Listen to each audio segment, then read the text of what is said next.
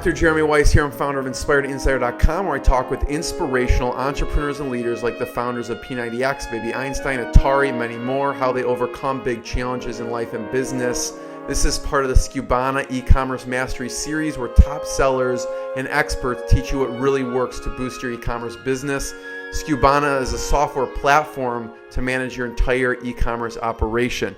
Today, I'm excited. I'm talking to Eddie Lichstein. He's co-founder of Automotive with Sean McWhirter, which sells car parts. They took the company from zero to $50 million in 4 years. I suggest anyone follow his Quora posts. They're very in-depth. He's also the founder of Motorsports.com that sells car parts that celebrated 10 years and over 100,000 customers, and is also co-founder of Rejoiner.com with Mike Arsenal, which is an email marketing automation software for e-commerce companies.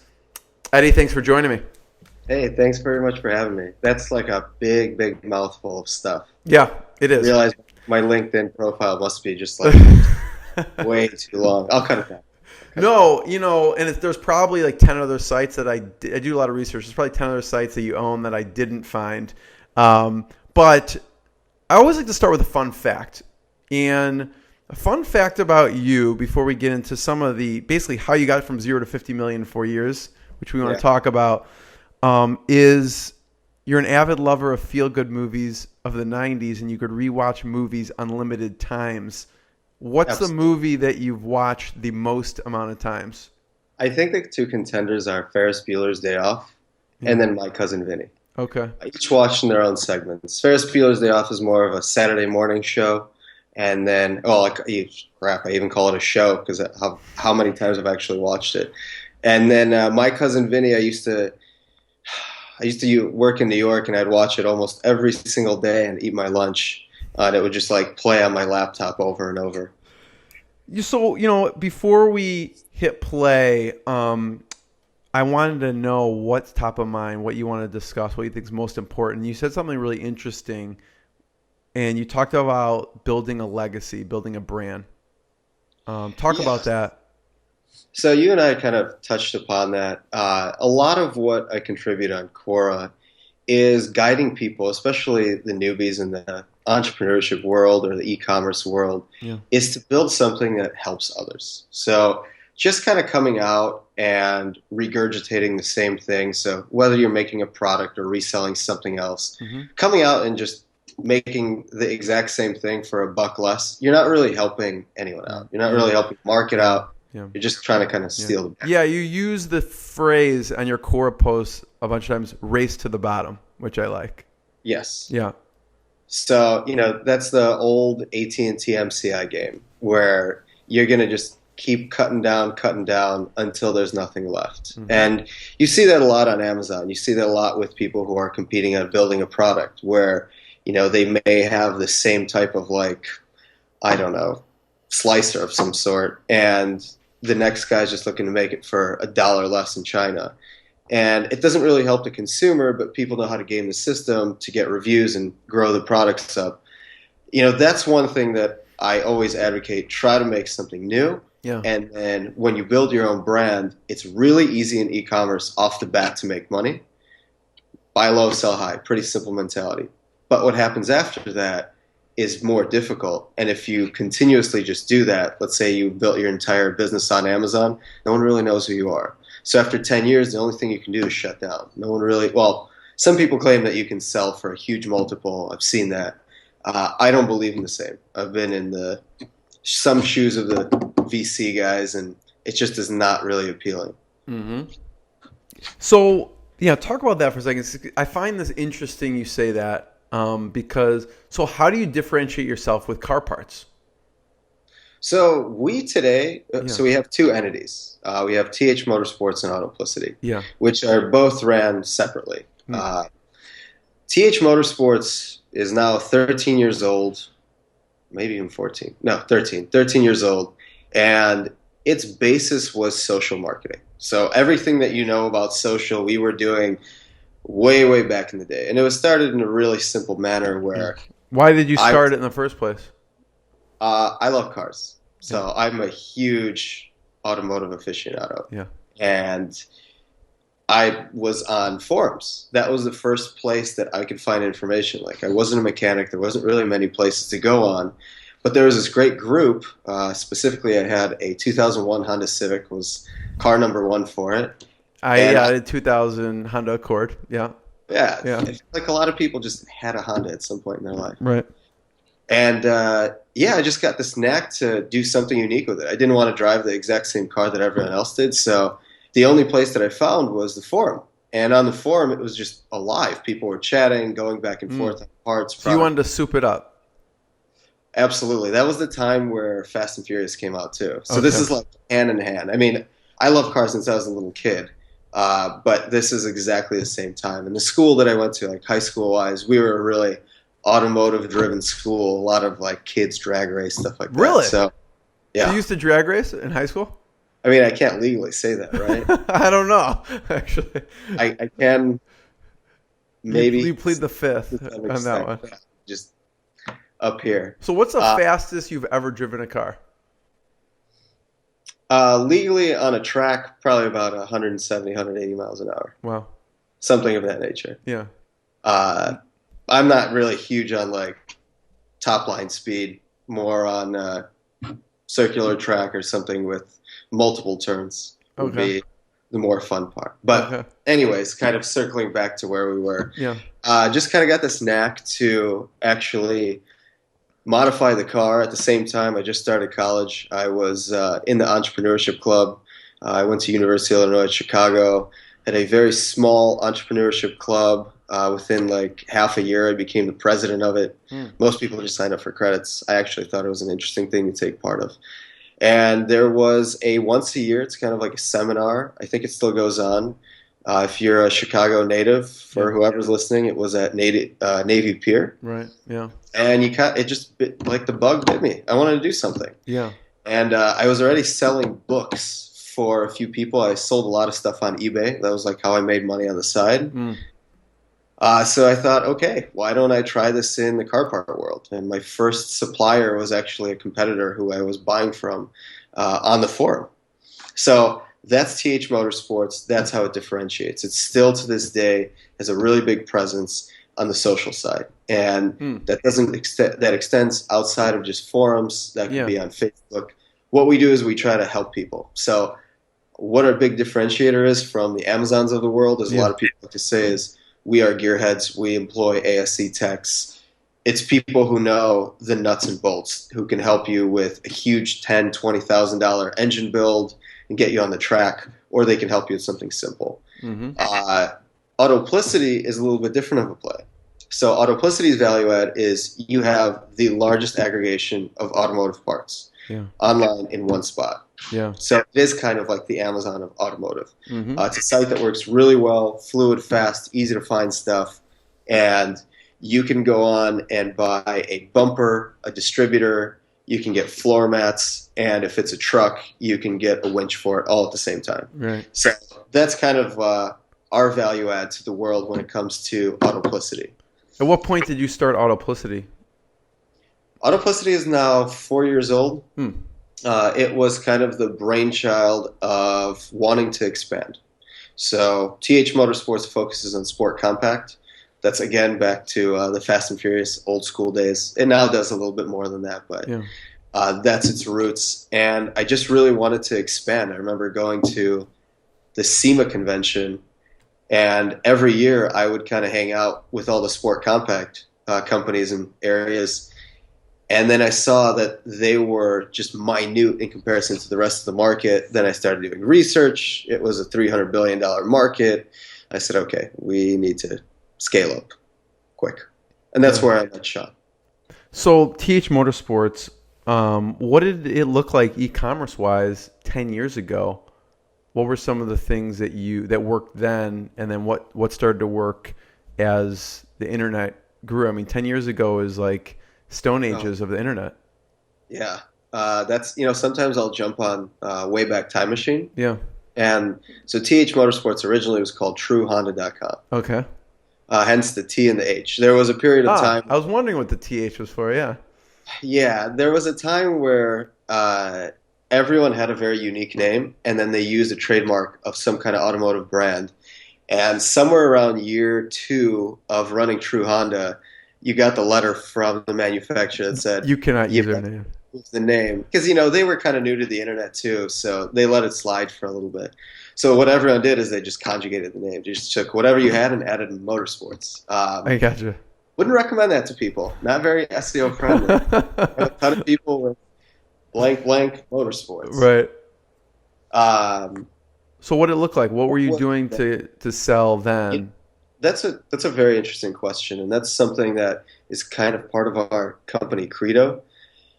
You hear a guy that was on my bucket list, Gary Vaynerchuk, to speak to. Yeah. He speaks about running it like a 1950s butcher shop, where you know who's coming through the door. Service, service, service. Right.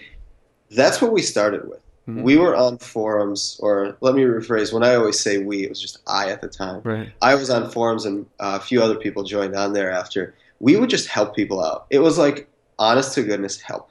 We wanted people to persevere with their cars. I loved having anyone take my advice and be able to mod their car, be happy with it, send me a smiley, chat me up. I mean, I had a lot of random e-friends that I've never spoken to, but I knew everyone really, really well. Yeah. And throughout the years, we kind of, as I was 19 when I started, so I kind of fell into the hole of let me just kind of take, a wad of spaghetti and throw it at the wall and see what sticks. Right. Yeah. So what stuck? Yeah. So I said, let's work on SEO. So one year we employed an SEO company, worked on that. Didn't get very far. Then another year I said, okay, we need a race team. So in 2010 we had like a full-blown race team. Really? It was a TV series that unfortunately never aired. It had the director from Jersey Shore on it. I mean, it was like a full production thing. I didn't know anything about TV. Clearly, it didn't go anywhere. It was piloted once on Speed Channel, and then it died. It sounds cool, though. It was cool to take part of. It was really expensive and very nerve-wracking. But expensive and a waste of your time, but it sounds cool. If anyone listening is into automotive racing or wants to get into it, I think aside from airplane racing and maybe rocket ship racing, that is the most cost-intensive sport. It's really easy to lose couple $100,000 a year without even flinching on it. Yeah. If you're in pro, get that checkbook out because it's all millions. But anyways, racing aside, we would do some other things like we would work just 1 year straight on conversion, nothing else. And what I realized is that took our focus away from the core value of the company, which was service. Yeah. So we've done a full 360, and today we are still very active on social. Yeah. We want to focus even more on helping people out with car parts, with advice on their car. And that, now becomes even more prevalent for things like Facebook marketing. Now we're in this time where people talk about like the quality of content. And it's not just about the length of your content. It's how good it is and how much you can help. And contributing to core is no different than what we were doing when we were contributing to the automotive world. Right. So that's what still works. That's true. Because when I read your post, I'm like, this guy writes, you're writing paragraphs and paragraphs of helping someone, that's all that we did. That you don't know. It's literally all that we ever did was we just really wanted to help people out. So right now with the TH Motorsports, what works is going back to your roots and going on social media and helping people. Yep. What is your process for that? Like, do you go, okay, from this time to this time, we're going to go on Facebook and I'm sure you have a process set up that allows you to respond. So for people who are like, this seems overwhelming, there's a million social media. What do you do to actually hone in on the people who need your help and then actually respond? So you're not spending the whole day, which you could probably spend the whole day responding to people.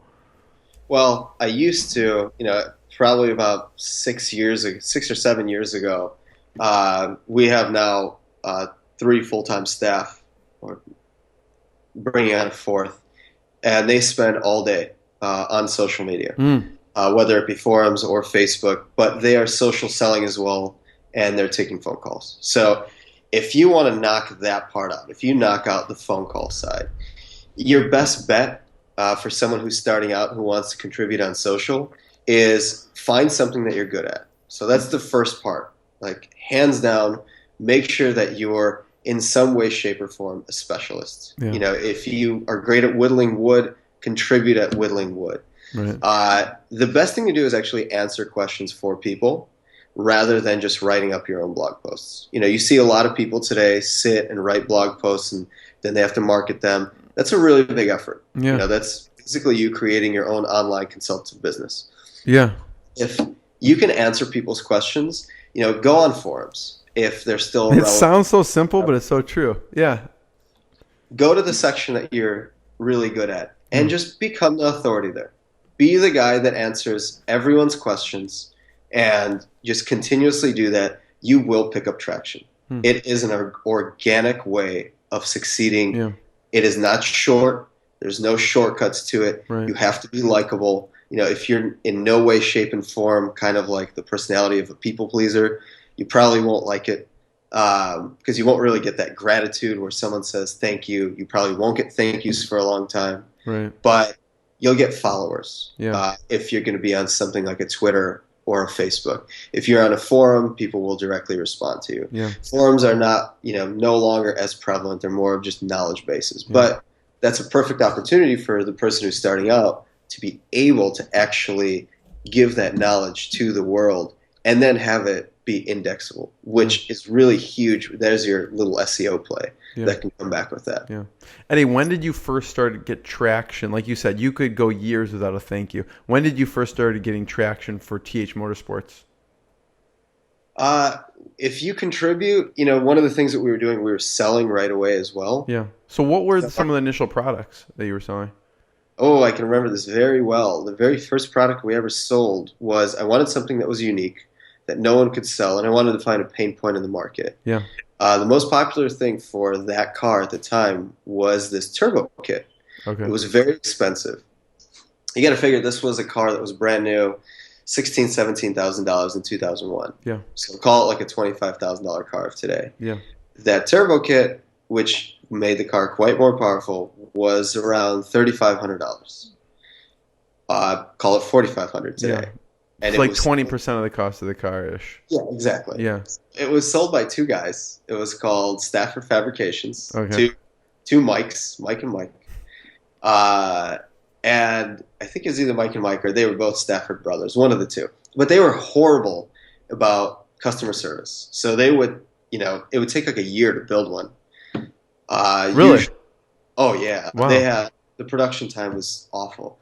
So I said, okay, what can I do? Where can I be of value add? Yeah. I can take this turbo kit, and then I can be the service liaison. So I can keep people updated. I will be the one-stop shop. So if you want to buy it, you buy it through me. And then I'll keep you updated through the whole process and make sure that you have that, warm and fuzzy feeling at the end of the day. And that was the first product that we ever sold. And we probably sold about 35 of them or 40 of them in the first year. Wow. All payments were taken by check. I mean, it was super old school. And it was a lot of years of agonizing updates because I dealt with a very, very bad supplier. What was the next major milestone for you? So that was the first product. What was next milestone in the business?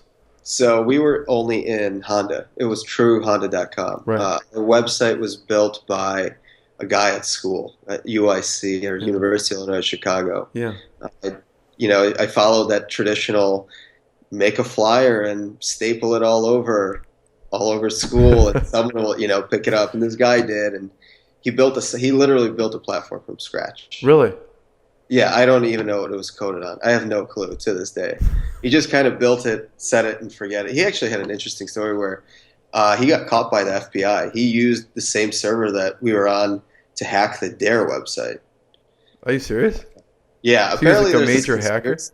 there. Yeah, really strange. But he used that, and then off of that, he got arrested.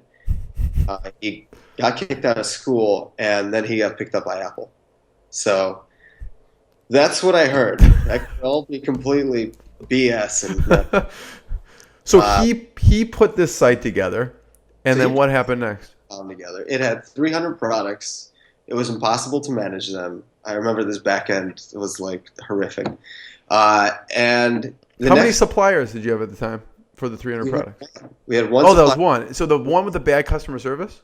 We had one for the bad customer service, and then for a few of the other parts that we sold, the other 299 of them, I used our competitor. So he would compete directly against me, actually usually selling at a lower price. He'd sell to me at like 5% below cost. Yeah. And I was, unfortunately, that guy in the market who was like the kid in his basement who was making 5 points, just happy to do it, and buying from his competitor.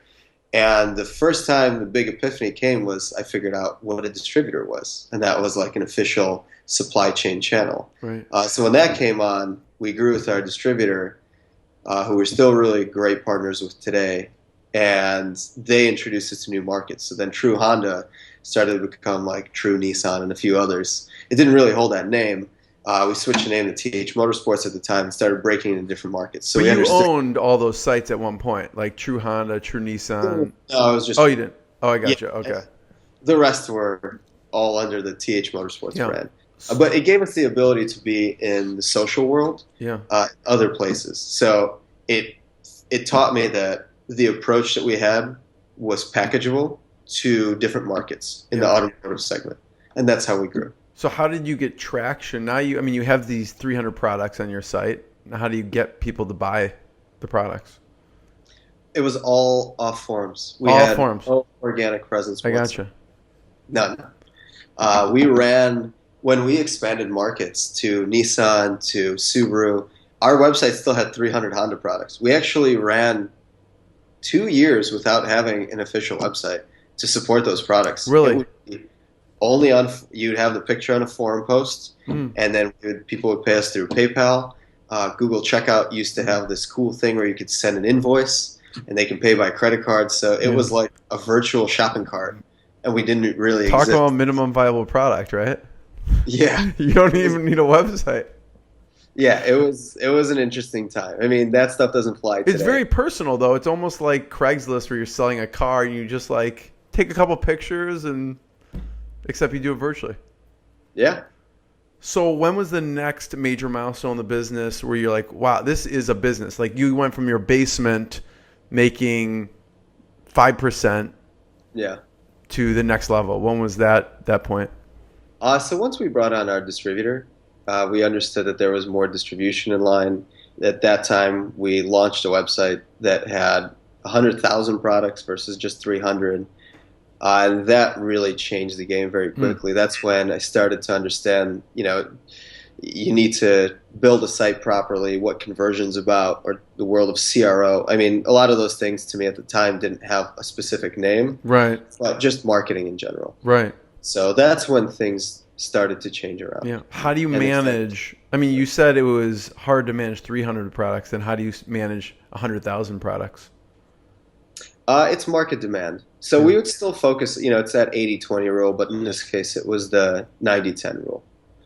So we would definitely focus more on the products that we would sell. And then we kind of had like the split in two. So from the social side, it was very specific. You knew exactly what we were selling.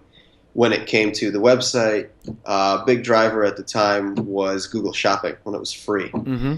And you can pretty much put up everything. So that's what we did. We just said we have a supplier. They have the products. We're going to put them up on Google Shopping. There's our marketing. Aside with, maybe what else did we do throughout the time? We did some affiliate stuff. We did some other automotive-only CSEs, comparison shopping engines. And that's pretty much it. So they kind of ran like side by side. Yeah. That's how you gain traction for it. So, Eddie, what should people know about increasing conversion on their site? What do you do that works? I am a big believer of trust. Okay. So prove who you are first and foremost. Yeah. Because I was studying your site, and I'm like, obviously, this guy's been doing it for a long time. He knows what he's doing. So what things should people have on that page? Because I see, if you go to your site, the trust is there, right? You have as seen on NBC Sports. Immediately, you know what NBC is. You have 10-year anniversary, right? Yeah. So, like those type of things is what you're talking about, or what else? Yeah, you can. Those trust symbols are usually a really great factor to have someone get, again, that warm and fuzzy feeling inside when it comes to actually wanting to buy. Proper reviews off-site. So, there's a myriad of sites that can collect reviews and collect reviews honestly. You really want to do that, whether it be like a reseller rating or I think there's power reviews. I mean, there's a whole bunch of them. Yeah. That's a big driver for conversion. Yeah. Where I see it from my side. I mean, you can go as deep as colors of buttons. Yeah. Talk about a little bit of get geek out for a second on conversion. Like minutia. Yeah. Whatever you think is important. If you don't think it's important, don't worry about it. But I was having the conversation this morning with a big e-commerce store, and was the exact conversation. He's like, I have this product page, I want to optimize it. And that's what he's looking at doing. So what advice would you give him to look at without, obviously, you have to look at the individual page, but. So big winners to me, if you ever look at a site that does this really well, you could look at, some of our friends like at AmericanMuscle.com. Every single page that they have is really rich in content. So capture the person on the page. Abandonment rate is huge, right? In today's world, 70% plus, 80%, you're on mobile, it's even worse. Hence rejoining, is that? Hence rejoining. Right, yeah. So, you're jumping on a page. If you're coming off of like a CSC, you're landing directly on the product page already.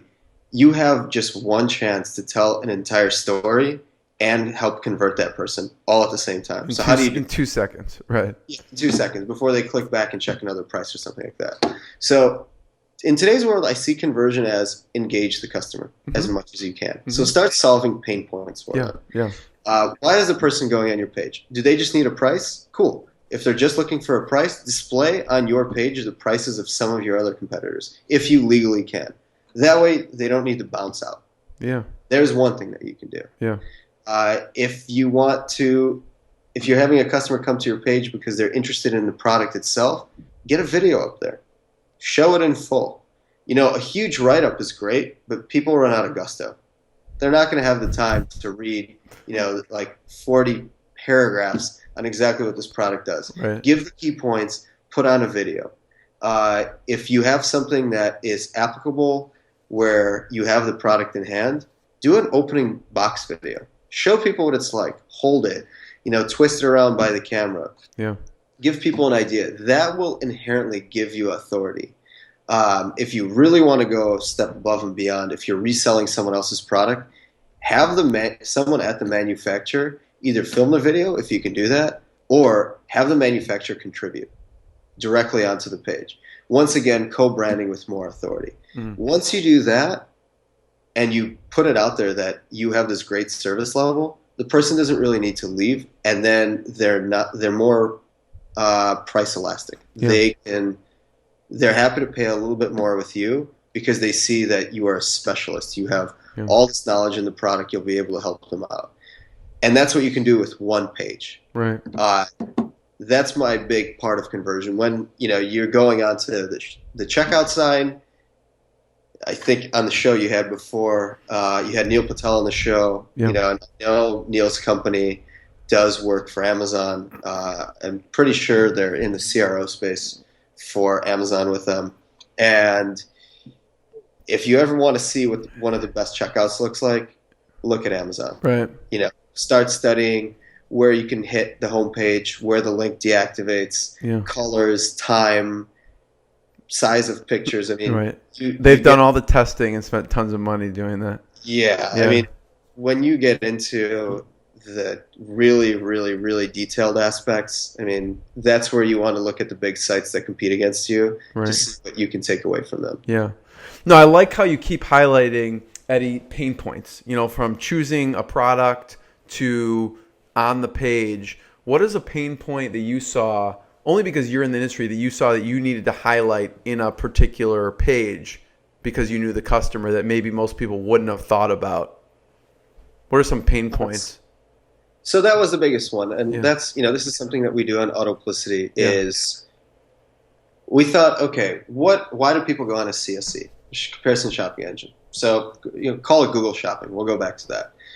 Sorted by price, you're stuck with a really hard choice, right? Like I'm trying to buy a PlayStation, and there's 5 places that sell a PlayStation. All 5 of them have over 2,000 reviews. They're between a 4 and a 5. Where do I choose? Right. Okay, their prices are decently similar. I mean, Sony's going to have map pricing, so it's all going to be the same. But you're within, let's say all the pricing is the same, Right. or it's off by a little bit. How do you differentiate Yeah. the players? Right. So you click on each site. You have to go through the value adds. If the prices are different, why would you want people to click back and forth from all of them? We got people onto our site, and we show people the top competitors and their pricing. Yeah. So we tell them there's no reason to leave. You can see if you're just going on price, here's the competition, go for it. So that was kind of like a pain point that we took away that we run with as of today. Mm-hmm. On the TH Motorsports side, I'm sure we've done things that were in regards to fitment. So fitment for automotive vehicles is a very important thing. You get things like clutch kits, which have a spline count, and that spline count has to be exact. And there's a car that's made in the same year, but halfway through the year they switched it, so there's one spline count, one has another. If you can have that detailed information, you are instantly branded expert. For sure. Like, I don't even know what a spline count is. It'd be like, these people know what they're talking about. I'm sold just on that word. Like, I don't even know what that is. Yeah, that's really interesting. What are some of the big challenges? What were some of the big challenges of TH Motorsports? I can tell you that TH Motorsports had a very interesting challenge that it had a bulk of its business in Google Shopping. And that used to be free. And then in, I think, April or May of 2012, Google said that we're going to be charging for the platform. Yeah. And that kind of flipped our world upside down. Because it's not a huge company. It's, as of today, a $10 million a year e-com. And having just, come in with a big bill from Google every single month that we never had before, that was a huge challenge. Each in your profits, yeah. Understanding how to raise prices intelligently while not losing the consumer, still having a good amount of CRO onto the site. So we had to just change our focus on what we were doing rather than just being able to live off of Google Shopping. I mean, I can remember that was a nice time. It was free. It just brought all this business that they sucked you in. Then you have to keep using them after. Sale. Just we kind of like sat back, hung out. Things were great, and then we really needed to get serious. And the same thing happened for Autoplicity as well. So we had a little bit change of what we were doing from our core values as a company, and we changed stuff around. And we are where we are today. So, Eddie, what about, when you're dealing with these expensive products, how do you manage the cash flow side of things? Do you have to get outside financing, or is it drop shipped? How does that work? So we are primarily drop ship. We do use fulfillment centers. We also do hold our own inventory, just something that we've built over time that's been reinvested into the company. For those who are starting out, your Amex Plum is still a very viable way to start a business. I don't particularly suggest to go into debt yourself. After doing this for so long, I'm a big proponent of build a proper. Did you start it on a credit card, or how did you? Absolutely. Yeah. Absolutely. Not exactly proud of it. If we can go back in time, I would build a plan, raise money, and you would. Yeah, I mean, your biggest constraint in any business is cash flow and lack of funds. Yeah. So I want to be able to raise money and make big plays. When you don't raise money, when you run, like most people run an experiment for a month, right? Or you need at least 1,000 results. Yeah. We would do things within a day, an hour. You watch it and go, is it working? Is it not? You can't afford to have it go any longer because you lose too much money if the experiment is going haywire. Like, what's an experiment that you were like scared to do that you thought could be a big play? A million times we ran just like pricing algorithms and what would work, what would not to raise margin. And we would sit there for hours thinking of something up and then put it in play And then literally the next morning, I would have my partner call me and go, okay, yeah, this isn't working. I just looked at it. I would look at it too and go, okay, we need something new. So we would do that for about a month. We came up with at least 30 different approaches within 1 month time. You test like up to 100 things, 100 events at most, just because you didn't have the ability to do anything else. So that was a really stressful time. Those are some crazy things to do. Or from the perspective of marketing, like look what I did with TH Motorsports. We sunk in a ton of money into racing. It brought no ROI. The show never went live. We got into That's painful. Oh yeah, we got into magazines. Magazines were pretty much dead. No one looked at them. We had like a 6-page spread in the coolest magazine for sport compact. Nothing. It's good for social proof, I guess. That's about it, right? We have a plaque hanging on the wall that we got sent, like pictures out of. It's an expensive plaque, right? Yeah, it's a very expensive plaque. What about what paid advertising works well? What should people try out? I mean, your first and foremost, your strongest thing is going to be, if you're reselling products, try PLA/Google Shopping. Mm-hmm. If it's your own product, CPC. I mean, that's your numero uno. If you want to mimic the same thing, the Amazons of the world, including Amazon and eBay, are going to be your two strongest. Then trailing off to, like Rakuten/Buy.com. I still like Buy.com. You have some opinions on that on Quora. Like you say you don't love Buy.com and Rakuten, right? I don't love that you took one of the best names, one of the best URLs that would ever exist, and change it to a name that no one in the U.S. would know. What do you mean? Just kind of a difficult thing where, Buy.com, so easy to remember. Oh, Rakuten, you mean? And and then you change it to Rakuten. And I know they did that. They have Japanese ownership, right? That's the background of it. I see what you mean. Yes. And I get it from, an honorary perspective. And I'm sure Rakuten makes a lot of sense in Japan, which just doesn't make any sense in the U.S. versus Buy.com. Yeah. That was it. It was just a name type thing. I can keep going for 3 hours. I hear footsteps. So how much time do we have before someone's not late for work? I think we have about another 10, 15. Okay. You just tell me. Okay. So challenges with Autoplicity. Because it seems like on that trajectory, I'm thinking, what challenges could someone have going from 0 to 50 million? Data. Yeah. Data. And then managing a supply chain that large. So Autoplicity has 8 million parts available. That's crazy. Yeah. Out of them, about 1.2 or 1.3 million are physically in stock somewhere, unique. And then we have a lot of product as well that you can purchase that comes directly as like a build from the manufacturer, which is a pretty standard thing in this industry. Suppliers will make only 10% of their products readily available. The rest they build on order. The big challenge was for us kind of on a twofold. So getting the data is really hard. Automotive is a very old guard industry. So a lot of these manufacturers, they don't have box sizing, so they haven't Cubiscanned anything ever. They don't know what fitment they have for their parts. When new stuff comes out, they don't update you. So for us to build a catalog where the number one most important thing you can have for an automotive site is a vehicle configurator. So someone needs to jump on the site, say, I have car XYZ. I have the year, I have the make, I have the model. Exactly. Show me what works with this car. Yeah.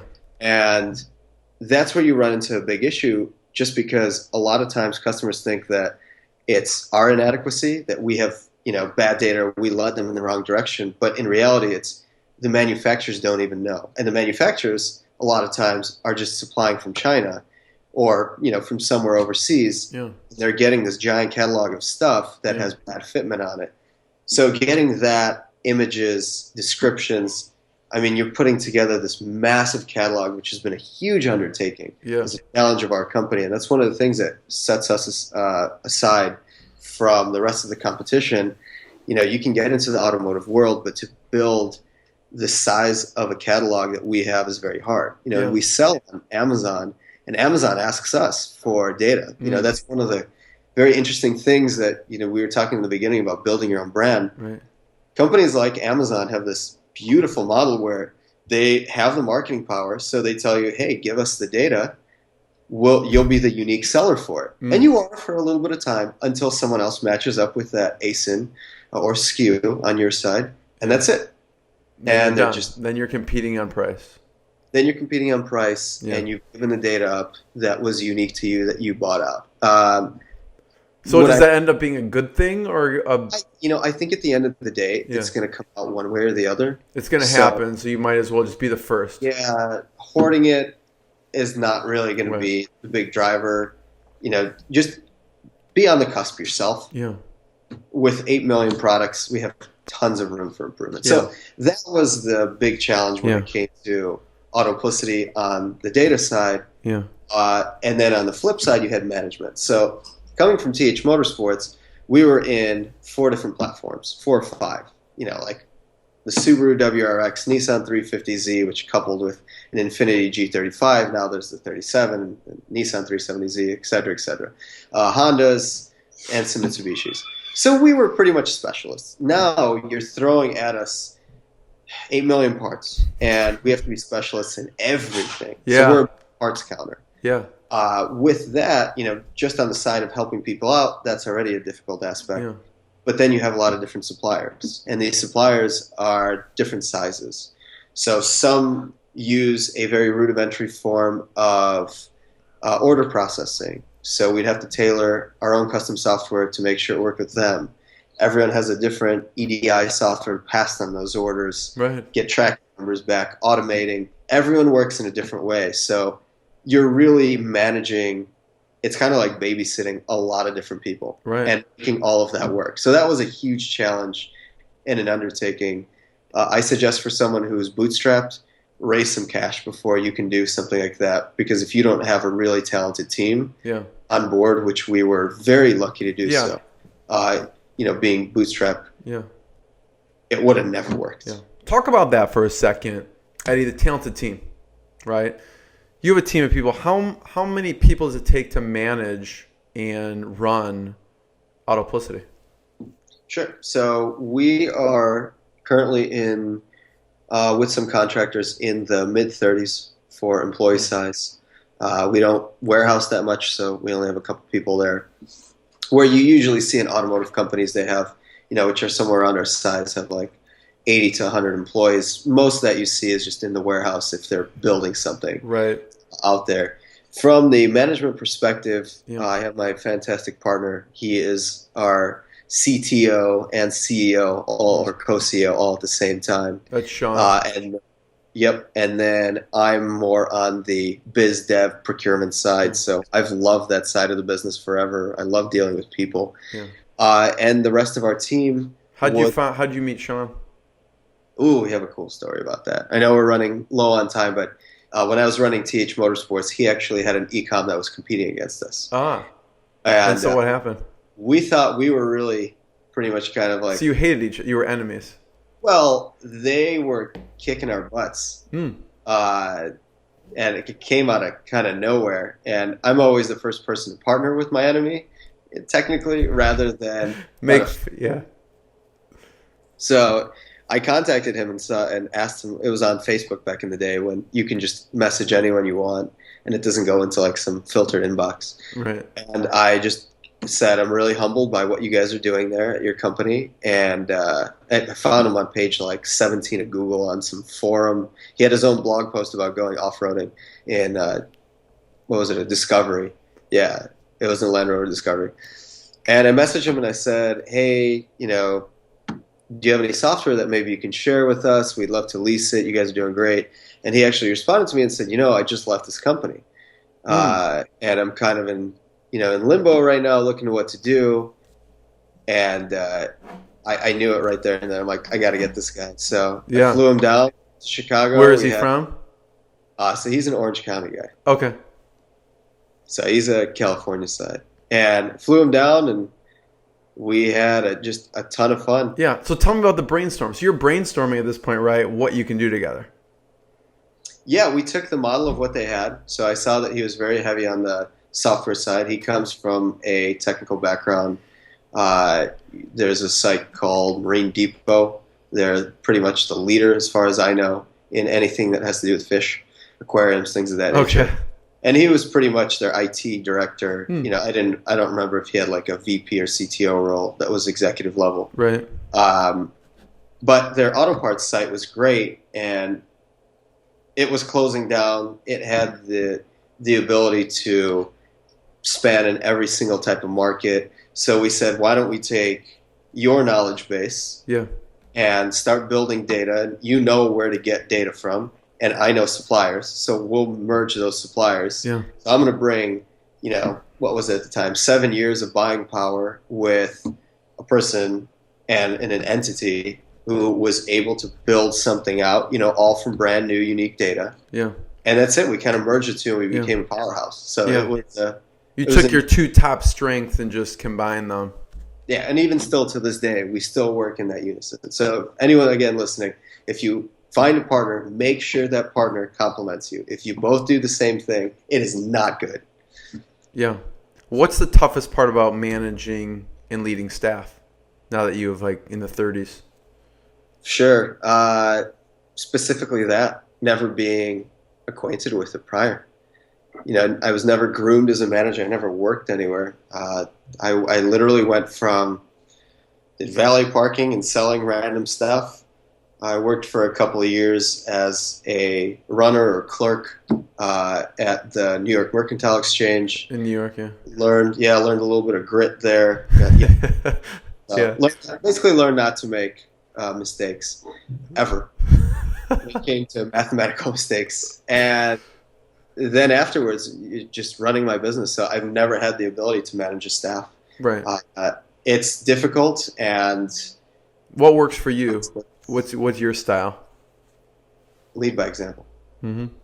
So to me, that's the easiest one. It's the one that I know the most. I'm in the midst of actually trying to read up a little bit more on becoming either a better project manager or just a better leader overall. Yeah. Your skill set has to change when your company grows. It has to change really quickly. That's why I like raising capital, because if you do that, you can hire people who are more talented than you in specific areas right away. If you need to be the brainchild, be the brainchild. It's very hard to find a lot of Zuckerbergs in the world who can do from zero to multi-billions.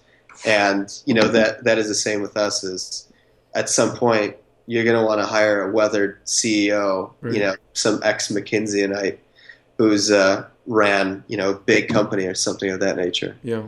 Now, I know we're at some point going to run out of time. So there's two things I want to talk about. One is the obvious question is, what are some of those key things you did to get from 0 to 50 million in 4 years? And two, the software that you use. Because I know you're using a lot of different, there's no way without software you can manage 8 million different parts in different ways. So what are some of the key steps or milestones that you saw with the 0 to 50 million, which is a huge trajectory in just 4 years?